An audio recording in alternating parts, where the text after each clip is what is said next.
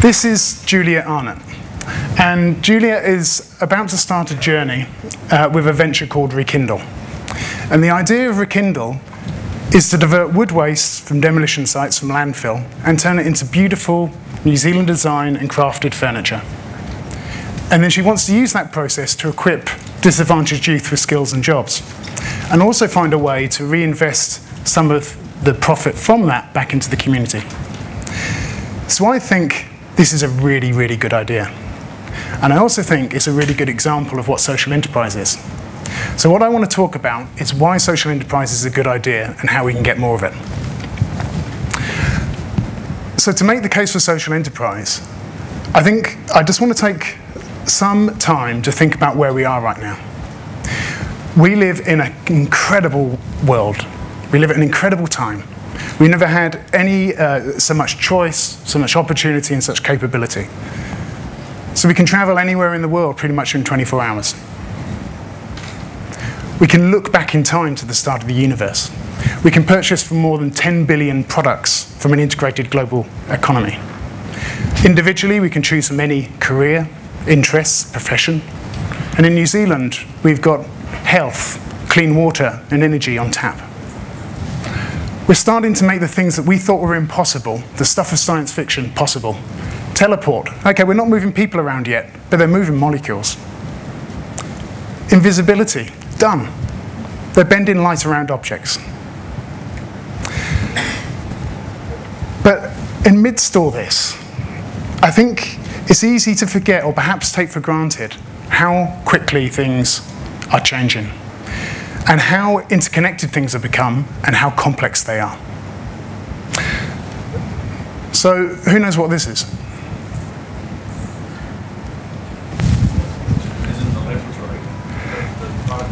Yeah, well, it's the first website in the world. Who knows when it went live?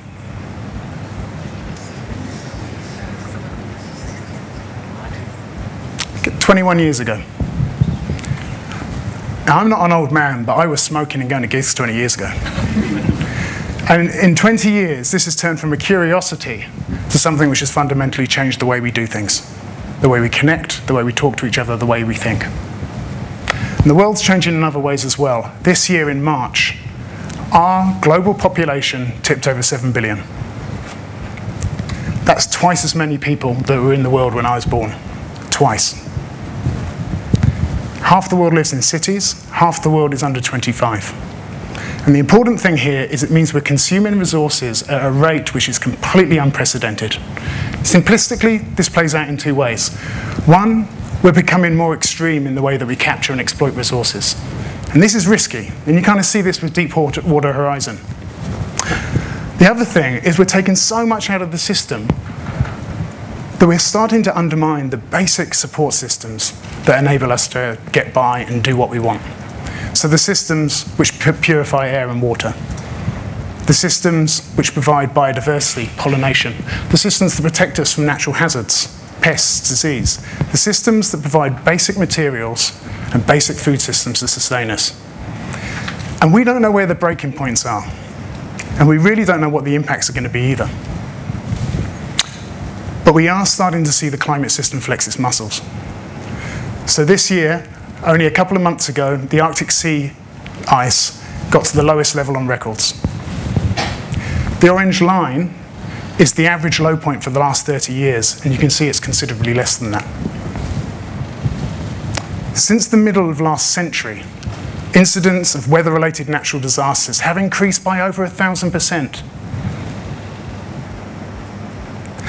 We can argue about climate change, and we can discuss where the safe limits, are, but this reminds us that we just simply can't negotiate with a planet. It doesn't speak English, and it's much bigger than us. So it's not just in the physical world that we've got trauma. We're also in the middle of a global financial crisis. And no one really knows how this is going to play out. Not least because the theory that we use to construct it is proven defunct. Inequality. 80% of countries around the world, income gaps are growing. 1 billion children. Half the children in the world grow up in poverty. This diagram gives a crude representation of how the wealth in the world is distributed. The richest fifth, about 75%. The bottom, 1.5%. Credit Suisse reckon the top wealthiest, 1,000 individuals, have a wealth equivalent to the bottom 2.5 billion. That's nuts. It's a common sense view says that this is unstable, it's unsustainable, and to be honest, it's downright unacceptable. Here in New Zealand, inequality is growing faster than any other developed country. So too many of the vital indicators which will ensure us to have a healthy, stable, sustainable future are tracking in the wrong way. And to top it all, we're just not as smart as we think we are. We're really good at the geeky stuff. We can do warp drives, we can print cars, but complex relationships, not so good. But we consistently overestimate our ability to predict and manage the monsters we're creating. So there's this guy called Philip Tetlock who basically wanted to understand how often experts get things right. Okay, we live in an expert-dominated world. How often do they actually really get things right? And he really wanted to know. And he did a research piece over 20 years, looked at 28,000 predictions from experts. Guess how often experts get it right?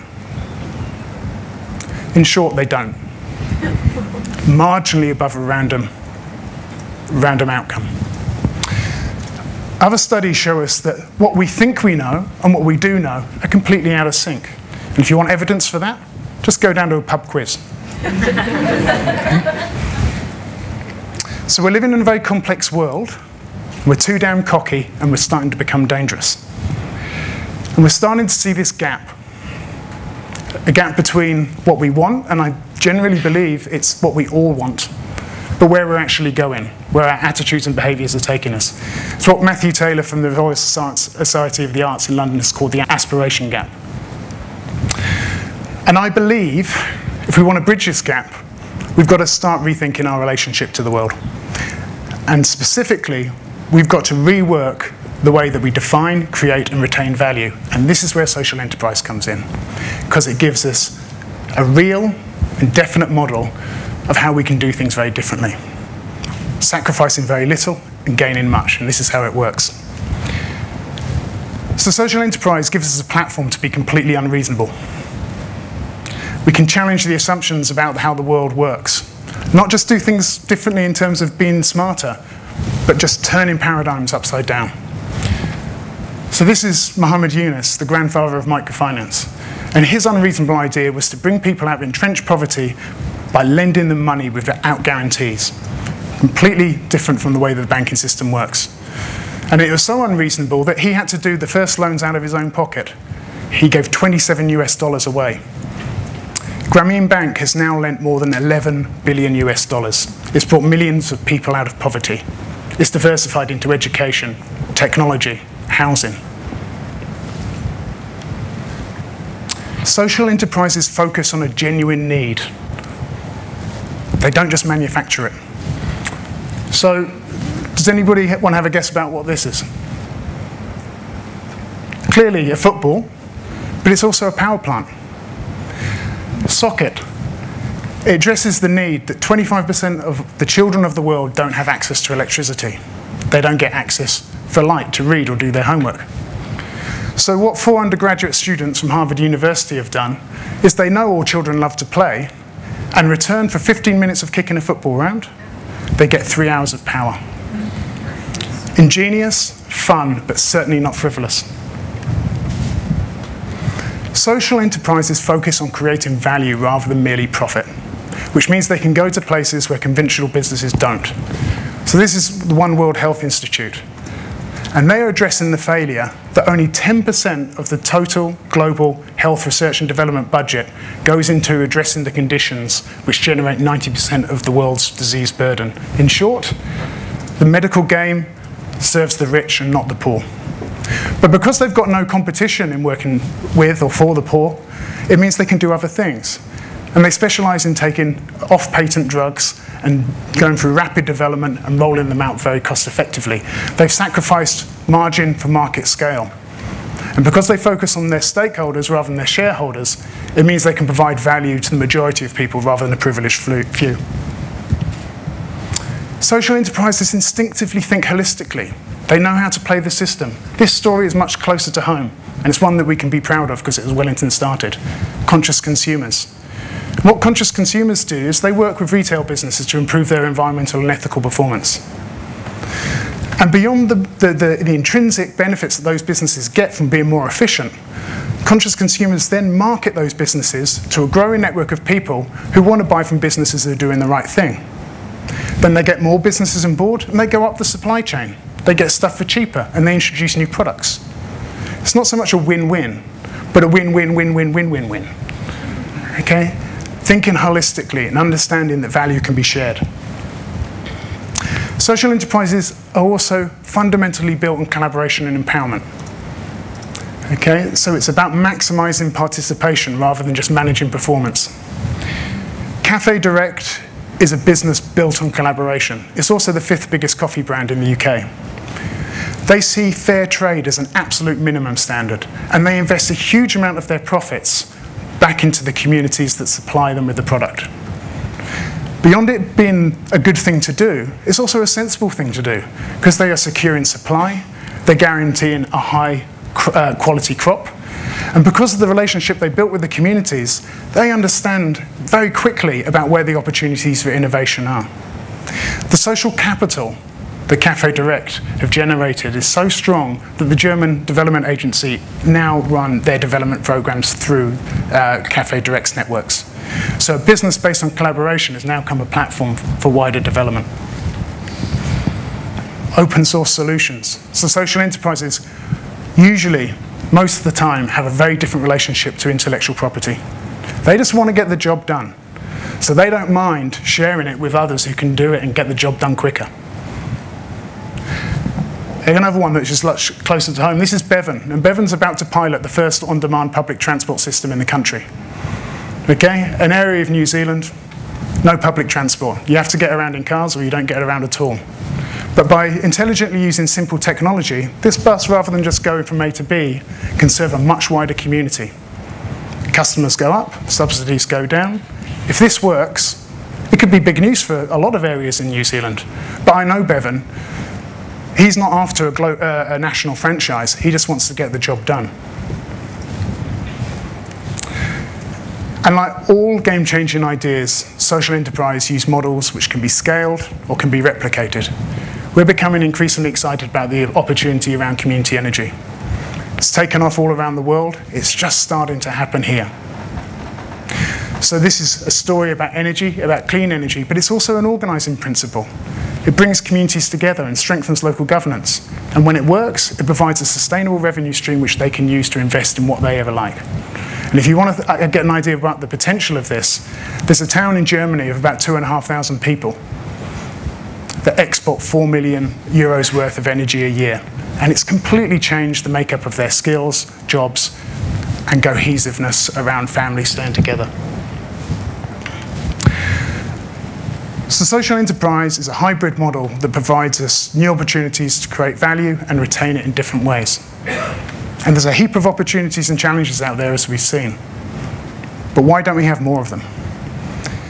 Well, largely, it's an issue around we just don't have the supporting infrastructure for them. It's a new idea. So we haven't built the supporting infrastructure, particularly around finance and funding, to enable them to really grow. Social enterprises usually don't get traction from the business community because the rates of return aren't what they are expected. Or business investors might get frightened off at the fact that they want to reinvest their profits to deliver mission or share it with the people that they serve. On the other side, you're ruled out from public and philanthropic funds sometimes if you're simply not a charity. And beyond that, those funds can be oversubscribed, bureaucratic, periodic,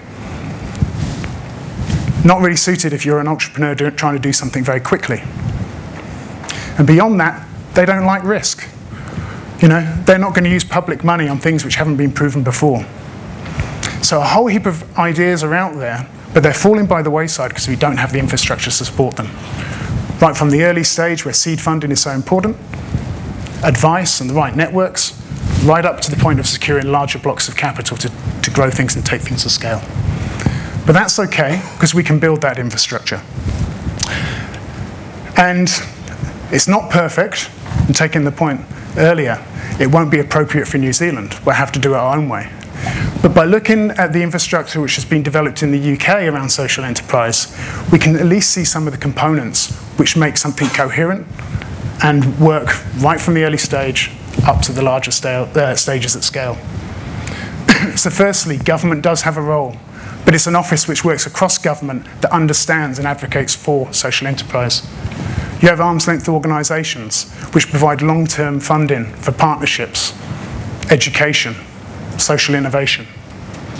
You have a legal form which works for social enterprise rather than against it.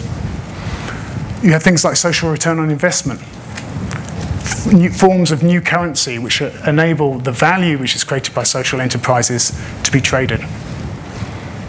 Incubators, unlimited, intelligently invest in seed funding but also providing the right advice and mentoring. Later on, impact investment funds, social finance, and then even above that, social finance wholesalers. Lovely story about Big Society Capital, that they raised £400 million by finding dormant bank accounts that hadn't been used for 15 years, and they put it to work. So there's ways to actually find money within the system without it necessarily having to be a cost. And even right at the top, mainstream institutions like the Cooperative Bank, understanding how these things work and getting involved, and the work they're doing around community energy is breathtaking. So we've got a bit of work to do, and we can't do it all at once. But if we have to start somewhere, it has to be, in my belief, focusing on the incubators and freeing up seed funding to get things going. By doing that, we mobilize talent, we create a pipeline of ventures, and we drive all the other elements that start to be formed around those elements. And this is what we're looking to do. We're looking to work with government and business and anyone here that's interested to raise a seed fund, a New Zealand seed fund of social enterprise of at least $10 million next year. So there's a fair bit of work to do there, and I'd best shut up and get on with it. But in summary, okay, this TEDx was about cool. And what I think is really cool is people looking after the place and looking after each other and finding ways to create wealth which sustain us rather than divide us. I hope social enterprise isn't called social enterprise in 20 years. I hope social enterprise is called enterprise. I was never an environmentalist, and I even call myself the reluctant environmentalist now, but I work with these issues because for me it's just a point of common sense. The economy exists within society, which exists within physical limits. If we break those boundaries, if we soil the nest, everything else becomes really, really difficult. We live in an absolutely wonderful world. We live at an incredibly exciting time, and how it goes from here is fundamentally our choice, your choice, and the decisions we make. And I think it's a really sensible idea to start being a little bit more thoughtful, a little bit more humble, stop wrecking the place, be kinder, and start acting like we want to stick around. What do you think? Thank you.